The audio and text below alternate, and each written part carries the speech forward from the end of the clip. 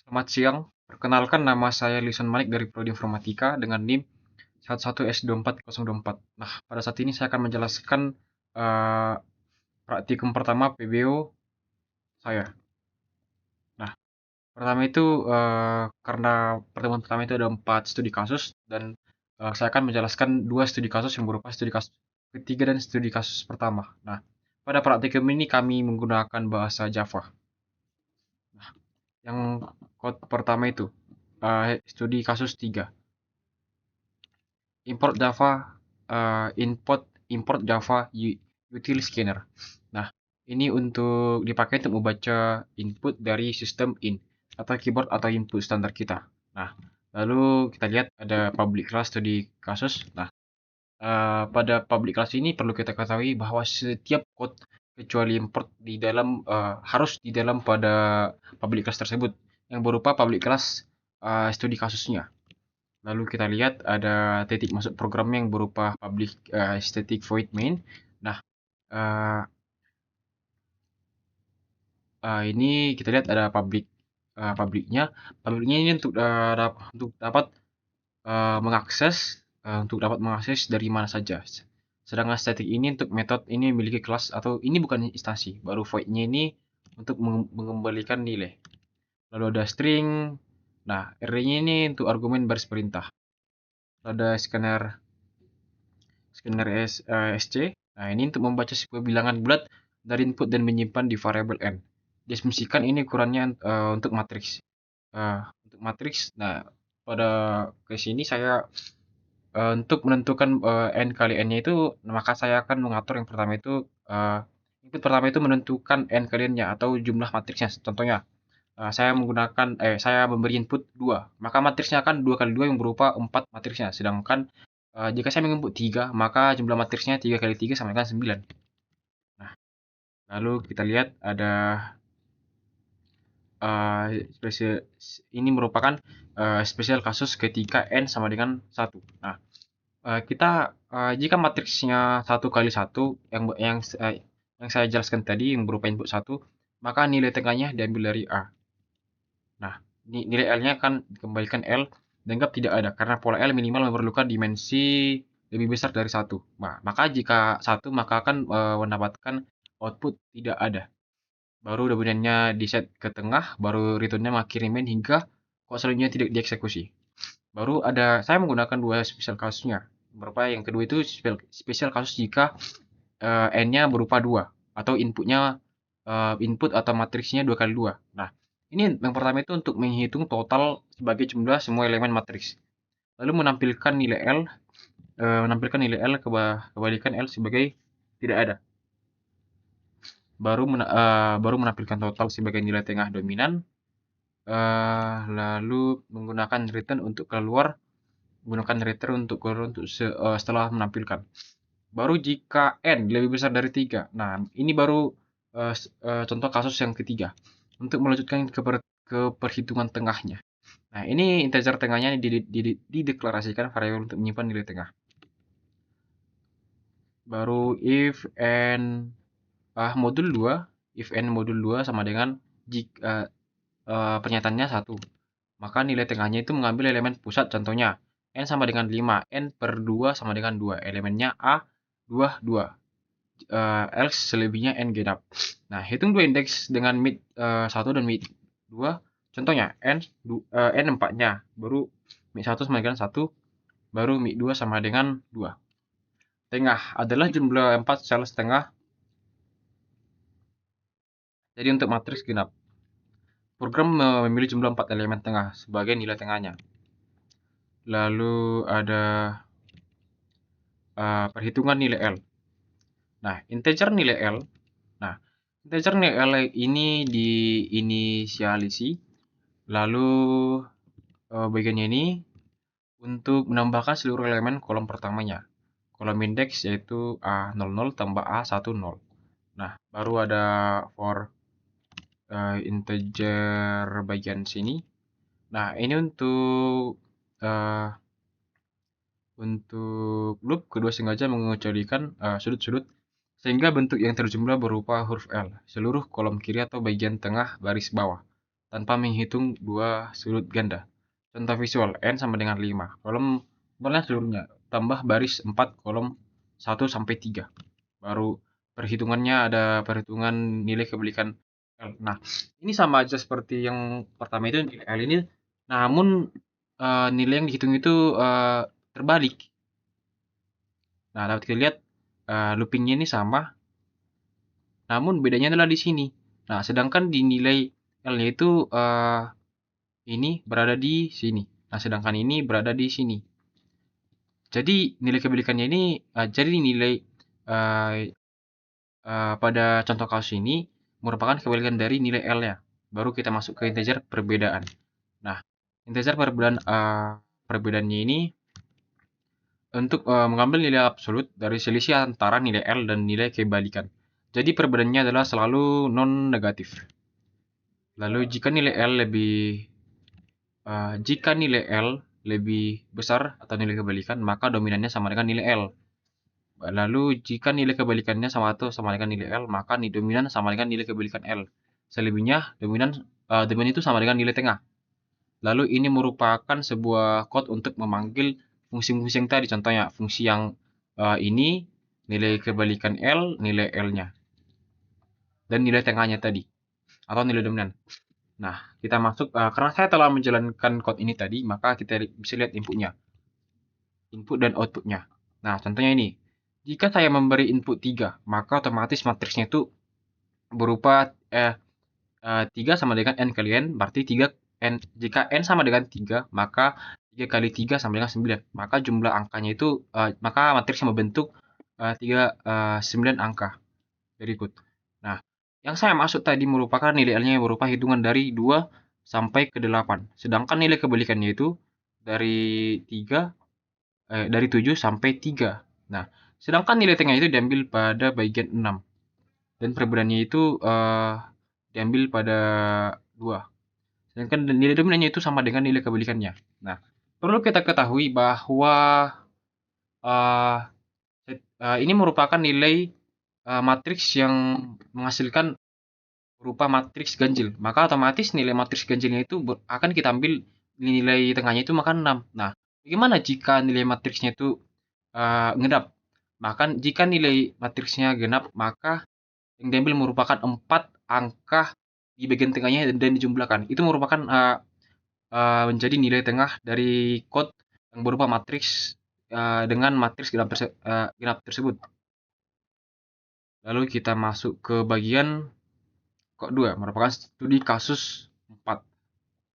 Nah, studi kasus 4 ini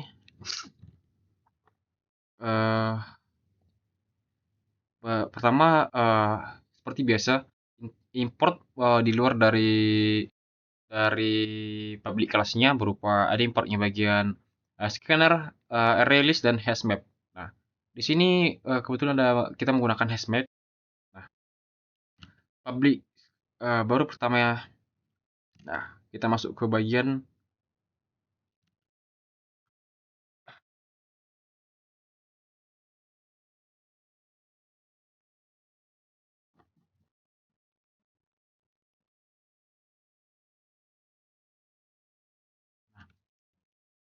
scanner ini untuk membaca input dari state in.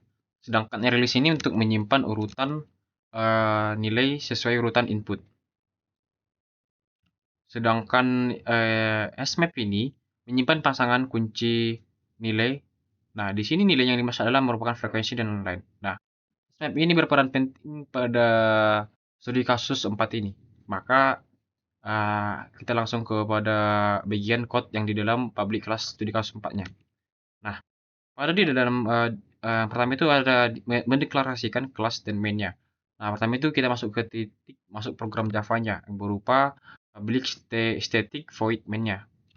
Nah, di sini kita lihat ada hashmap nilai, ArrayList, hashmap baru ini ada hashmap counter, hashmap total terendah, hashmap counter terbanyak. Nah, ini merupakan hal penting atau yang sangat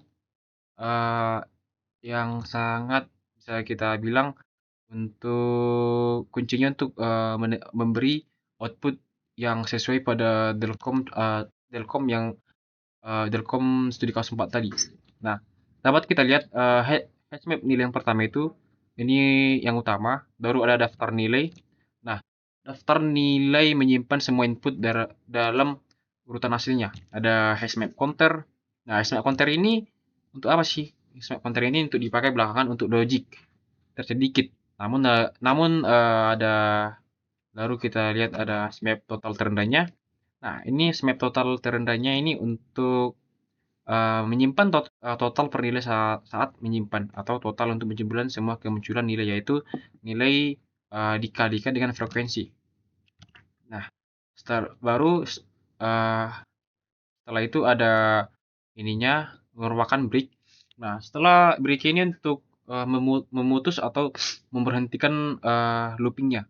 Maka setelah kita memberi instruksi loop, maka outputnya akan langsung keluar. Lalu ada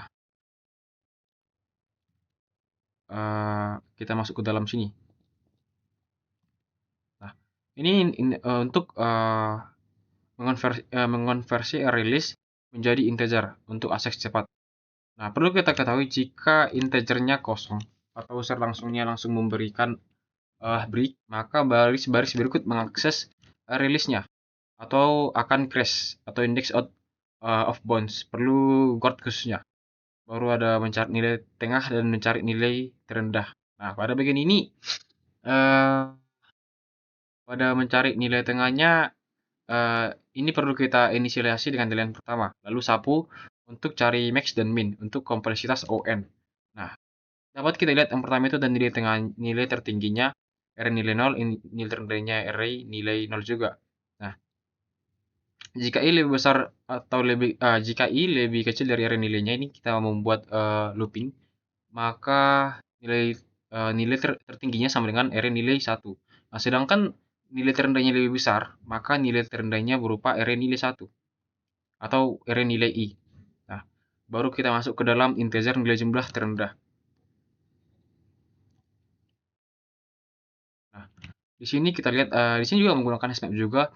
Hashmap total terendahnya, baru hashmap total terendah, baru hashmap oh ya, di sini menggunakan hashmap total terendah, jumlah terendah dan jumlah terendah. Nah, di sini kita juga menggunakan loopingnya. Nah, kita lihat for if, else if, dan else if. Nah, ada berupa 4 kondisi. Nah, pertama saya akan menjelaskan hashmap total terendahnya. Ini untuk membangun total per nilai setiap kemunculan nilai V, menambah V lagi. Sehingga akhirnya total V-nya sama dengan V dikali frekuensinya. Baru ada nilai terendahnya, nilai nilai terendah.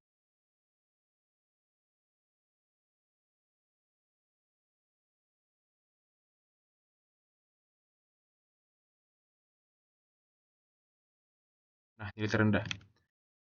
Nah, nilai terendah ini untuk menyimpan nilai mana di mana totalnya saat ini paling sedikit. Nah, jumlah terendahnya ini menyimpan total terkecilnya. Total berapa sih ini jumlah total terkecilnya? Ada jika 5 maka akan menginput 5 nilai terendahnya. Baru ada inisialisi jumlah terendahnya berupa nilai jumlah terendah memang terlihat aneh, tapi kita bisa perbaiki pada iterasi pertama tadi karena segera di-assign dari map ketika satu sama dengan 0. Baru ada itu tie break. Nah, tie break ini untuk karena kondisi pakainya lebih besar atau bukan lebih besar atau sama dengan, maka jika ada kedua nilainya totalnya sama, maka yang pertama kali yang tercatat akan dipertahankan. Maka yang selanjutnya atau yang keduanya itu akan tidak diproses. Lalu ada menentukan yang ini terbanyak, kan tadi yang terkecil atau tersedikit, sekarang yang terbanyak. Nah, di bagian code ini yang terbanyak ini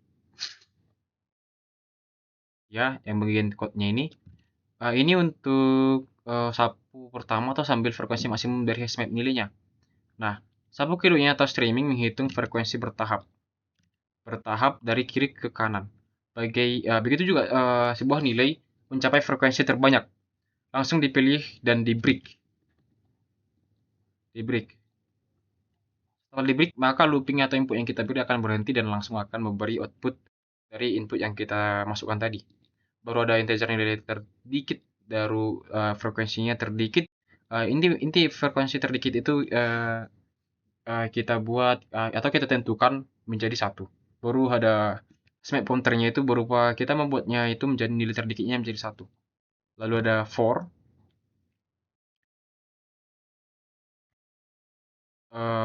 ini untuk mencari nilai frekuensi paling kecil atau minimal ya. Ini untuk menghitung frekuensi minimum yang benar. Lalu kita masuk ke dalam, oh iya, untuk mengitari hash map. Nah, untuk mengiterasi hash map atau menulis dengan frekuensi menghitung jumlah atau sama dengan nilai kali frekuensi. Memilih jumlah terbesar. Jika ada tie atau jumlah sama, tie break memilih nilai yang lebih besar. Ini inisialisinya inisialisinya jumlah dengan array nilai 0. Lagi-lagi akan crash jika inputnya kosong dan kurang aman jika array nilainya 0. Lebih aman mulai dari integer atau min value atau dari hasil perhitungan pertama kali. Lalu ada output atau menutup scanner. Nah, output atau menutup scanner ini seperti biasa. Ini merupakan untuk memanggil dari ya dari fungsi tertinggi, terendah, terbanyak, tersedikit, jumlah tertinggi dan jumlah terendahnya. Setelah itu kita masuk ke dalam compiling. Nah, kebetulan saya telah mengcompile tadi, maka ini adalah hasil dari compiling saya. Nah, jumlah tertingginya ada 5. Maaf. Jumlah tertingginya adalah 5. Sedangkan maaf, tidak tertingginya adalah 5. Sedangkan terendahnya ada 1. Nah, terbanyaknya itu ada 2. Kita lihat, sedangkan tersedikitnya itu adalah 4. Jumlah tertingginya itu 3 kali 2 sama dengan 6. Sedangkan jumlah terendahnya itu berupa 1 kali 3. Baik, sekian dari penjelasan saya tentang praktikum pertama PBO. Terima kasih.